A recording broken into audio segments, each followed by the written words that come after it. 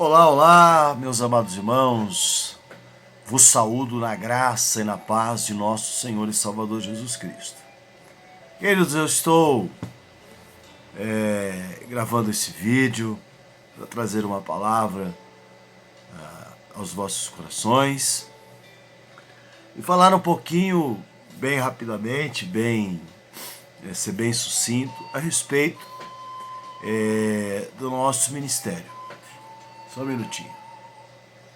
Veja, o apóstolo Paulo diz na segunda carta aos Coríntios, no capítulo 5, versículo 18, o seguinte: Ora, tudo provém de Deus, que nos reconciliou consigo mesmo por meio de Cristo e nos deu o ministério da reconciliação.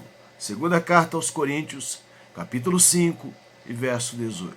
Veja bem, dias atrás eu comentei no nosso culto de estudo da Palavra do Senhor que quando eu me deparei com esse versículo, desde a primeira vez que eu o li, eu tive uma revelação de Deus para com a minha vida, para com o ministério que o Senhor me confiou. A partir daquele momento, eu entendi, o Senhor, o Espírito Santo, me disse, me falou, qual é a tônica, qual é o chamado para a minha vida, como pastor, como líder de uma igreja, com a responsabilidade de cuidar, apacentar das ovelhas. Então, e esse chamado, ele está direcionado a esta palavra dita por Paulo, que Deus nos confiou o ministério da reconciliação. Ora, reconciliar é restabelecer uma ligação, um relacionamento, reconciliar o homem com Deus. Porque se nós entendermos isso, se nós olharmos à luz da palavra de Deus, observando a primeira regra da hermenêutica, que diz que a Bíblia interpreta a própria Bíblia, não se precisa dizer muito a respeito desse versículo. Entretanto, quando nós, pela direção do Espírito Santo, analisamos mais profundamente, nós percebemos e entendemos a amplitude e a grandeza expressas nesse versículo pelo apóstolo Paulo, pela inspiração do Espírito Santo. Então, partindo desse princípio, dessa revelação que Deus me deu, eu, como visão de igreja, como visão ministerial, eu quero dizer algo aos irmãos. Já disse um pouquinho no domingo, mas eu quero dizer, nós, da Missão Ictus, Igreja Cristã, temos um projeto de igreja. Nós temos uma visão de igreja. Nós temos uma missão a cumprir. E a nossa visão de igreja, o nosso projeto de igreja, no que diz respeito à tônica da pregação, é aquilo que os irmãos têm acompanhado e visto desde quando se achegaram à nossa igreja. Sejam aqueles que foram ganhos, salvos, conheceram a Jesus através do nosso ministério, sejam também aqueles irmãos, os irmãos que vieram, que o Senhor trouxe, colocou ao nosso lado, que vieram de outras igrejas. Então, a nossa visão de igreja é essa: pregar e ensinar a palavra do Senhor.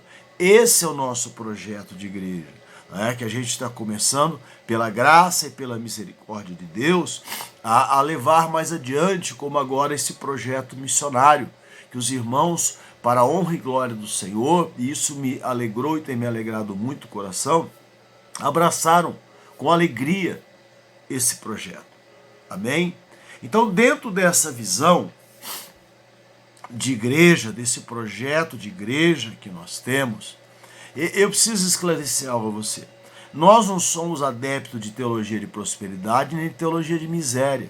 Até mesmo porque a teologia não tem esse aspecto nós somos adeptos e praticamos e procuramos praticar, que não é fácil, a teologia bíblica, que mostra e que busca o conhecimento de Deus, da sua palavra e da revelação do amor de Deus na pessoa de seu Filho amado, nosso Senhor Jesus Cristo e Salvador Jesus Cristo, que na cruz morreu para nos salvar. Então essa é a teologia que nós praticamos, a teologia bíblica.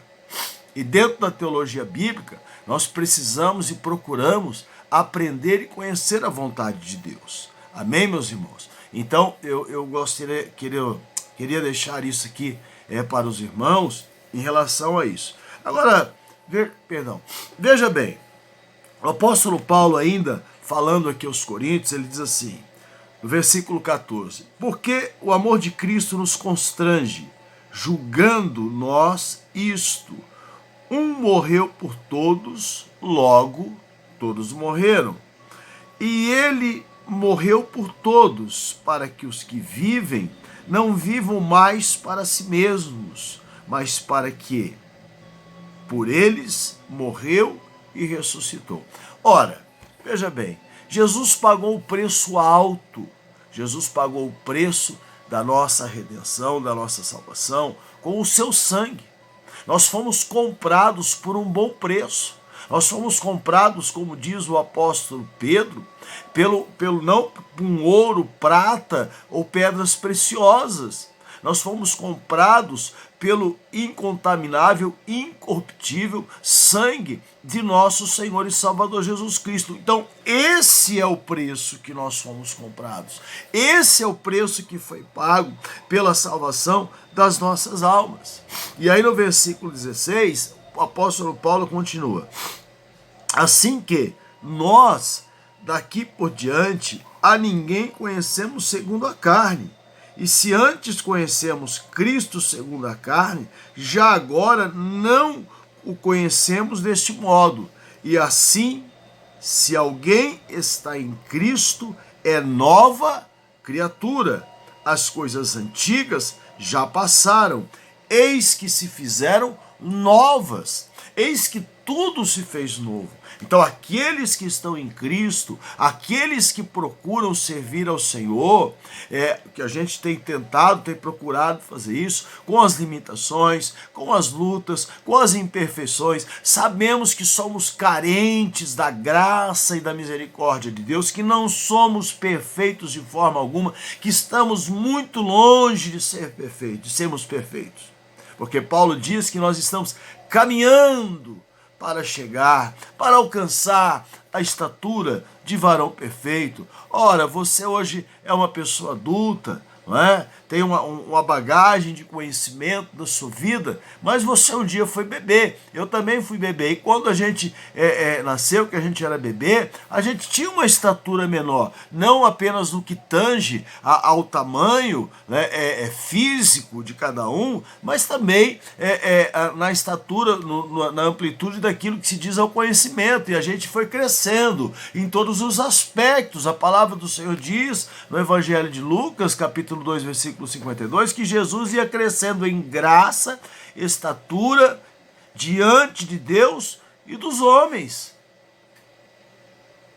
Graça, estatura e conhecimento. Jesus foi crescendo e nós também vamos crescendo. Amém? Então é de glória em glória, né? Então nós somos, aleluia, novas criaturas em Cristo Jesus. E as coisas antigas, as coisas velhas, elas já passaram. Amém? Agora, também se faz necessário entender aquilo que Paulo está dizendo no versículo 18, que tudo isso provém de Deus. Tudo isso. Porque Ele nos reconciliou. O Senhor Deus nos reconciliou consigo mesmo. Veja bem, esse ministério da reconciliação que o Senhor nos confia como igreja, ele parte primeiramente da pessoa de Deus. Deus fez isso. Deus primeiramente nos reconcilia com Ele. Porque nós estávamos, todo ser humano, estava apartado de Deus. Todo ser humano estava longe de Deus. Todo ser humano que não conhece a Deus, que não serve ao Senhor, está longe de Deus. Então Deus pagou esse preço para que houvesse, para que haja, né, ainda a reconciliação com Ele, para que o homem seja reconciliado, para que esse relacionamento que o Senhor anseia e projetou para com o homem, para com a mulher, para com toda a humanidade, ele seja restabelecido. Não é? Porque o pecado, o ato de desobediência de Eva e Adão, porque essa foi a sequência, primeiro Eva, depois Adão, né? E com consequência, toda a humanidade acabou entrando e sofrer a consequência disso, a natureza pecaminosa do homem. Houve essa separação de Deus. E essa separação, esse vácuo, essa lacuna, só pode ser preenchida através da reconciliação com Deus, por meio do seu Espírito Santo, através do seu Espírito Santo. Então veja que o Senhor diz assim, que o Senhor, ele nos reconciliou consigo mesmo por meio de Jesus Cristo e nos deu o ministério da reconciliação. Essa é a tarefa principal da Igreja de Cristo na face dessa terra. O ministério da reconciliação.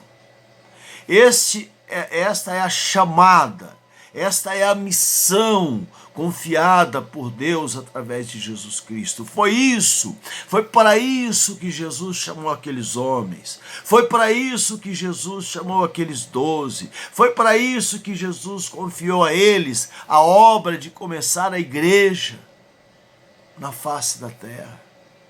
Para que o ministério da reconciliação fosse estendido aos 4 cantos desse planeta, para que todas as pessoas ouçam a respeito de Jesus. Então isso é algo que nos faz pensar, isso é algo que nos leva a refletir. E essa é a nossa visão de igreja. Esse é o nosso projeto de igreja. Para que isso aconteça, nós precisamos nos pautar, nós precisamos olhar para Jesus. Olhar para Jesus. Não olhe para a direita e nem para a esquerda. Olhe para a frente. Olhe para Jesus. Não perca tempo com nada na sua vida. Olhe para Jesus. O Senhor tem coisas grandes para realizar na sua vida, na sua casa, na sua família. Não tire os olhos de Jesus. Vamos em frente, queridos. Nós chegamos até aqui. Não recue, não retroceda. Nós estamos cada dia mais perto daquilo que o Senhor reservou para nós. Amém? Sigamos então firmemente e corramos, como diz o apóstolo Paulo, a carreira que nos está proposta.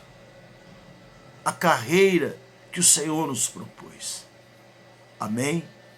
Quero orar por você nesse momento. Deus eterno, maravilhoso Pai, Deus de Abraão, Deus de Isaac, Deus de Jacó. Pai, nós estamos diante da Tua santa presença. Nesse momento nós oramos e eu apresento a Ti a vida de cada um dos meus irmãos que me ouvem, que me assistem.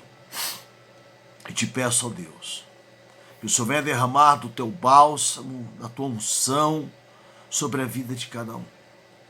Para que cada um de nós, para que consigamos praticar aquilo que o Senhor tem nos ensinado na Tua palavra. Como diz o apóstolo Tiago no capítulo 1, versículo 22 da sua epístola, que nós não sejamos apenas ouvintes, mas que sejamos praticantes da Tua palavra. Que todos nós consigamos, ó Deus, desempenhar o ministério da reconciliação que o Senhor nos confiou. Não apenas na igreja, mas em todos os lugares. Na nossa família, no nosso trabalho, onde quer que nós estejamos.